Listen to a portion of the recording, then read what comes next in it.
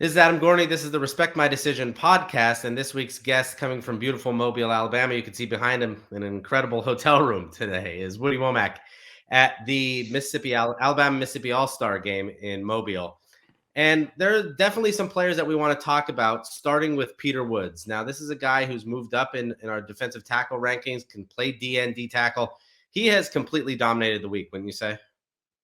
Yeah, so I tweeted about it. I mean, it's crazy. Like, I've never seen, like, in an all-star setting, a defensive lineman just completely destroy his team's practice. Like, they literally cannot do team install, any type of anything because he immediately collapses the entire line and is in the backfield. Not allowed to hit the quarterback or anything, but he has to pull up every time or he like smacks someone in the chest or something.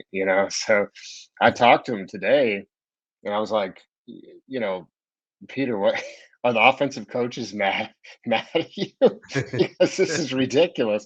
And he was like, hey man, I came here to prove, that I was one of the best in the country and I've always wanted to play in this game. And I'm here to make a statement. And he's definitely done that for me. I mean, sometimes we can put a little too much value in sort of like, one-on-ones in practice because it depends on the matchup, but it doesn't matter, man. Inside, outside. I mean, I think he's finally embraced being a D tackle. If you remember when he came Yeah. to our camp back in the spring of 2021, I was like, yo, Peter, you got to slide inside, man, and take some reps at D tackle. And he's like, I'm a DN. Well, that was, 60 pounds ago.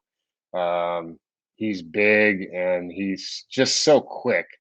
And I think what separates the good from the great defensive tackles now and the modern game is the ability to rush the passer, not just eat up space or, you know, Yeah. defend the run. And I mean, he legitimately can rush the passer from the defensive tackle position. And I just think I was asking him today if he thought Brzee was coming back because the two of them playing side by side would just be a nightmare for offenses next year. Yeah, that's what was interesting about Woods throughout his career. We know him very well. Last year it was sort of like, all right, well, Jeremiah Alexander's drawing double teams, so Peter Woods is going to clean up. And then at camp, you're like, well, is he a D end? Is he a D tackle? We're not sure. He's kind of a tweener. And now it doesn't matter. He's inside. He's killing everybody. He's doing a great job there. And I think Clemson's getting another super special defensive lineman. Let's move on to another person that we hadn't seen as much of. Cole Patterson saw him and loved him. Suntarine Perkins, who has an incredible frame. He's long and lean. He's like that safety or linebacker type that can do it all. And he's also a guy that on offense has put up a huge game. Lane Kiffin was at his game. Pete Golding the other day was at his state championship game, and he just went off on offense. This is a guy, and these are tough, decisions to make later on, but will be in the 5-star discussion, right? Yeah, I mean, I think having seen him now in person, and when I texted you a couple of clips today, you kind of committed heresy and mentioned Derwin James as a comp. But if we remember, I mean, Derwin was a great offensive player. He would come Yeah. to events and play both ways. We got clips of him at wide receiver beating DBs that are now in the NFL. So he was really special at that. Perkins has been kind of low key in practice. I mean, he's kind of a laid back guy, but talking to people who saw him in the state playoffs that you mentioned, I don't know. I mean, he put up some insane numbers. There was a lot of 5-star discussion. People telling me, Woody, you got to make the move on him. And seeing him in person, just like you just don't see high school prospects look like that No. in terms of just the physical build and the athleticism. And I think the best part is a lot of these guys we're going to get to see a couple times here over the next few months, so I don't have to make the decision solely myself. And the knock on him from the football dork community is he has no verified. There's no verified time. He didn't do Mhm. shot put, in the spring. It's like that's what I don't need to see him do the shot put to determine that he probably is going to be a first round draft pick. And the guy, one of the best linebackers I ever saw out here in the state of Mississippi was N'Kobe Dean, Yeah. and he was super productive in college and now is playing well in the NFL. But I mean, Perkins dwarfs him from a physical perspective, and I think you combine his instincts with that build, and it's going to be tough to keep him from being a high draft pick, assuming he stays healthy. Now, the all important question is, does he stay with Ole Miss or does he flip to Bama? And the word that I got was that his family kind of wants him at Alabama. They grew up Alabama fans. They've lived Alabama their whole life. But I've heard that for 6, 8 months now, and he hasn't flipped yet. And Lane is making him definitely a top priority in this class. What's the sense you get? Is he just really giving the political answers of he'll figure it out later? Yeah, I think he's kind of going to wait till the end. I mean, this is going to be, we've seen this over the years with, Chris Jones back in the day at Mississippi State, with Cam Akers all the way to the end. You used to be with these kids from Alabama, Mississippi. It took a miracle to get them out of state, and now we're seeing the floodgates are kind of opening a little bit. So I think Ole Miss has to feel good that he hasn't flipped yet, and I think there's going to be some discussions there. But I just I think it's going to be tough to get him to leave. You mentioned the family aspect; that could be the one key, and I think Nick Saban, taking a personal approach here is going to be big as well. But you know, I, and no matter where he goes, he's going to be a special player. I do think he'd be great on Alabama's defense, but it's really hard to get a read on him. He's definitely got an unusual personality as well. So and some of these guys, it's fun for me to talk to and spend time, around some of these guys that I haven't really known in the cycle, and see them joking around and stuff. There's a lot of them having fun out here. So yeah, he'll be. I think he'll keep us guessing. We'll put it that way all the way to the end. Let's talk about Aiden Williams because LSU's trying hard to flip him. So far, no success. He's stuck with his old miscommitment. It looks like he's very, at least locked in there as much as you can be before you sign anything. And we've moved him up again to eighth wide receiver in the country, and I'm not sure it's enough still. He is very, very good. How has he been out there, and what do you think of him and his ranking now? Yeah, he was out there today, messing around playing wide receiver, playing DB. Actually lost a couple reps, and he was so mad. Like he Yeah. got, he lost to the same kid twice. Christavius Savior, one of the all-time elite recruit names, guy who's going to probably go to JUCO, and we'll hear his name in a year or two. And he was mad. He was like, he gave him credit. It wasn't like, oh, it was a bad throw. He gave him credit, and he said, "Man, you're so good at anticipating what I'm going to do. Let's go again," until he finally got. I think they finished like 2-2, but then of course some of the DBs were talking about how they played wide receiver, so then he switched to DB and won 2 or 3 reps. Going against the DBs at wide receiver. So he kind of reminds me. I'm trying to think of like the comp for him. He's just so fluid. Kind of reminds me of somebody from Florida. Little Jerry Judy-ish, not quite as quick on the feet, but just the fluidity in the route running, and with the ease he kind of glides down the field.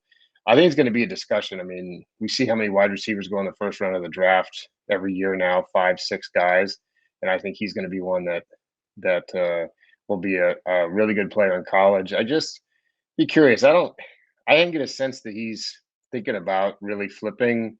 Yeah. Seems like he's got a good opportunity there at Ole Miss, so I would be surprised if he did end up flipping. Let's go over two defensive linemen that are of interest. Kelby Collins, one. Uh, what do you think of him as a player and his recruitment as Alabama? Alabama's always wanted him, and when he picked Florida, that was a big statement win for Billy Napier to go into the state and get him. Alabama needs defensive linemen, and he was one that they targeted. They continue to go after him, and they won't stop. And then Keldrick Falk, who might look better kind of on the hoof, committed to Florida State, but Auburn is really trying hard to flip him, and Hugh Freeze. And like you talked to him yesterday, he's going to, probably have an in-home with Hugh Freeze. He might go visit again, but it seems like he really likes the vision of Mike Norvell and and the season they had. If they struggled again this year, I think it'd be easier to flip him. Now is probably a little trickier. Yeah, we can start with Falk. I mean, I asked him point blank. I didn't even recognize him, to be honest with you, because I remember him kind of being, almost like a bean Polish, Yeah. especially in the camp setting when they don't have pads on. You're like, oh, that's him, like kind Yeah. of a string bean.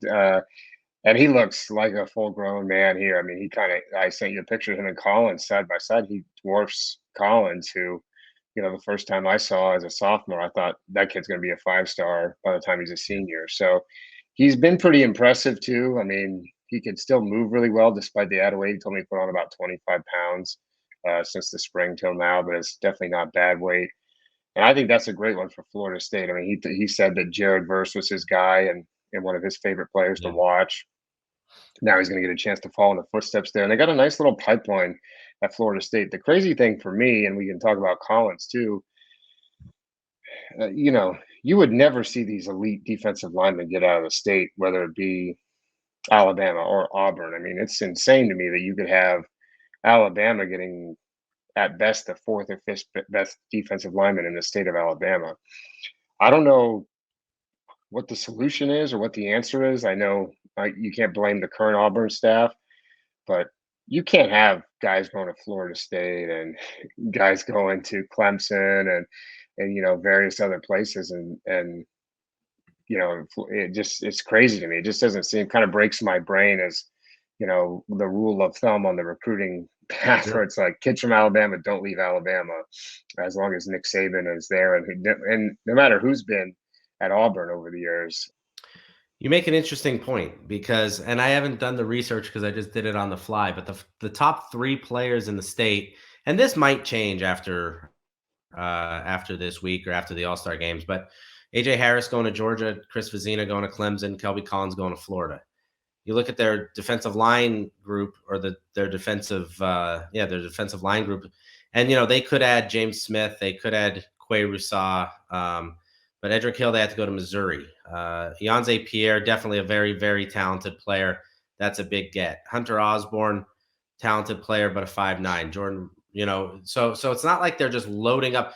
And like you said, they used to be able to just go in and get every single one of those guys without question. I mean, it would just be like when Mac Brown was at Texas, he would have his whole recruiting class done in the spring because they would just commit. They wouldn't even think about it. And there's millions of reasons why that's happening, but we don't have time to talk about that on the podcast. Last guy, Dakari Nelson, who has kind of flown under the radar. He makes an early commitment to Penn State.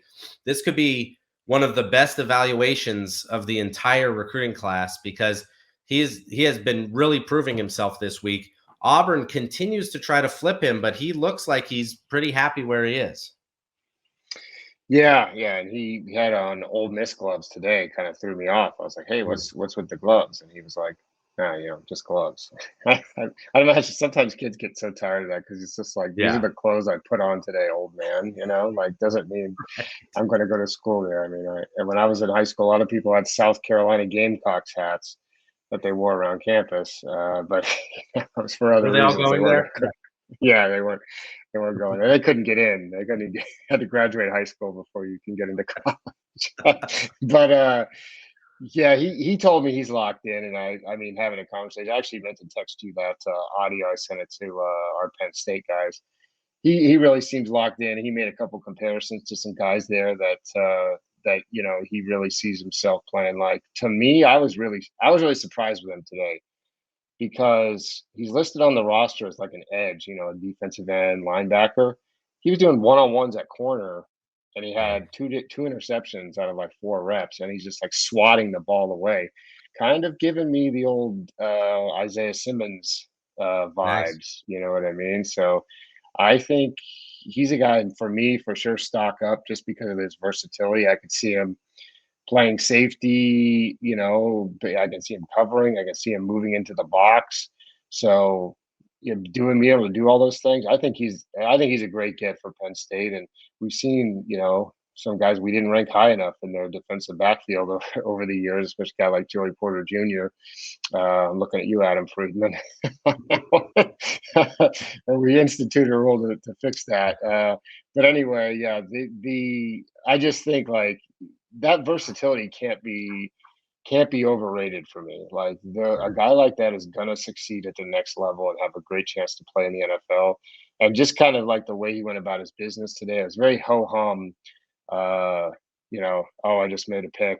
You know, Yeah. so I think gets back in line. I mean, I love celebrating, but I would never hold that against the kid. But just like he didn't even seem like sometimes the kid makes a play. It's like, wow, look what I just did. And he was definitely no. I expected to lock down that receiver, which for a guy his size, like I said, who they thought was going to play linebacker or defensive end in this game, definitely shows me that he can kind of do it all. All right, last thing. Is there a lot of Dion talk out there? Is there a lot of Hugh Freeze talk, or are kids just so tired of it and they just want to be over with it? I was surprised. I thought we would hear more DM. The big talk of the kids was the portal onslaught. They were all talking about it during registration. Man, everyone's hitting that portal. That's crazy. I thought there'd be more Dion talk. Just hasn't been. I haven't been around them all week, but just watching side to side, just hanging with them on the sidelines. One of the most interesting conversations was a bunch of the kids saying that they never watched the NFL. He's like, man, people ask me who's my favorite NFL safety, and I got to tell them I don't know any NFL safeties. And they all agreed. The other kids are like, yeah, I don't watch that. NFL is boring. Yeah, And I think sometimes fans have a hard time understanding that like these kids consume media in a totally different way than we do, right. and they are not like I remember like Tennessee fans were like, "Oh, we hired John Gruden. All the kids who watch Monday Night Football are going to be lining up to play for him." It's like these kids do not watch Monday Night Football. Like it's not like, "Oh, Right. ABC's Wide World of Sports." It's like, no, we'll see some highlights on Instagram or TikTok or something, Yeah, and yeah, that's the extent of it. So that was interesting in the portal talk, and I talked to some kids about the portal. Hopefully, you have some content coming on that, but you know, it's much more of a business, and the kids are kind of viewing it that way, more and more. They're not coming into this kind of naive, and they've seen teammates, they've observed the way guys are moving around, the way coaches are moving around, and I think the kind of their decisions are being made on that. I'm just surprised there's not more flip talk here. Just a lot of yeah. guys seemingly locked in. So we'll see if that changes over the next 2 weeks. All right, that is the Respect My Decision podcast for this week. Woody's going to go tickle the ivories behind him, Yeah. and we're going to call it a night. Thanks for joining me. All right.